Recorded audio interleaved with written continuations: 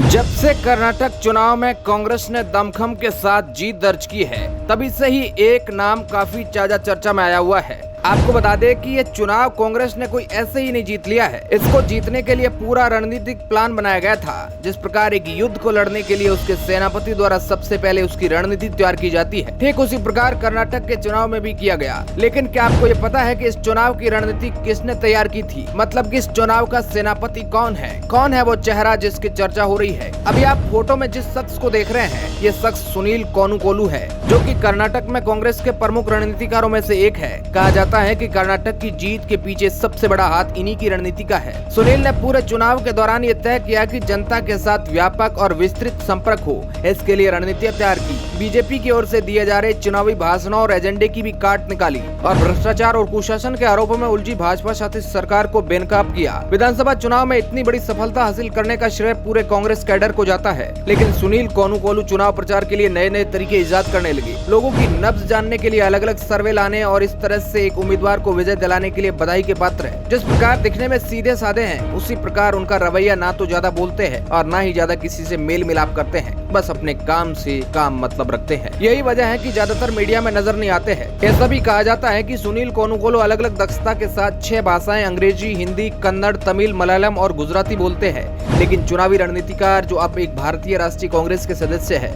ये भी कहा जाता है कि 2014 चुनाव में भाजपा के रणनीतिक साझेदारी के रूप में सुनील और प्रशांत ने अपनी भूमिका निभाई थी। सुनील की हम बात करें तो ये कर्नाटक के बेल्लारी के रहने वाले हैं और अभी इनकी उम्र 40 वर्ष है। इनकी शुरुआती पढ़ाई अपने गृह जनपद में हुई थी, जिसके बाद चेन्नई और फिर वहां से पढ़ने के लिए अमेरिका चले गए। अमेरिका में फाइनेंस और MBA की पढ़ाई की, कुछ साल वहां अमेरिका में काम भी किया। इसके बाद 2009 में वापस भारत आ गए। वैसे तो ये मीडिया मैनेजमेंट और रणनीतिक दोनों में माहिर है, इसलिए कांग्रेस ने सुनील को पिछले साल मार्च में कांग्रेस में शामिल किया था और जो सुनील अपना टास्क निभाने में कामयाब रहे, जिसका रिजल्ट आज आप देख ही सकते हैं।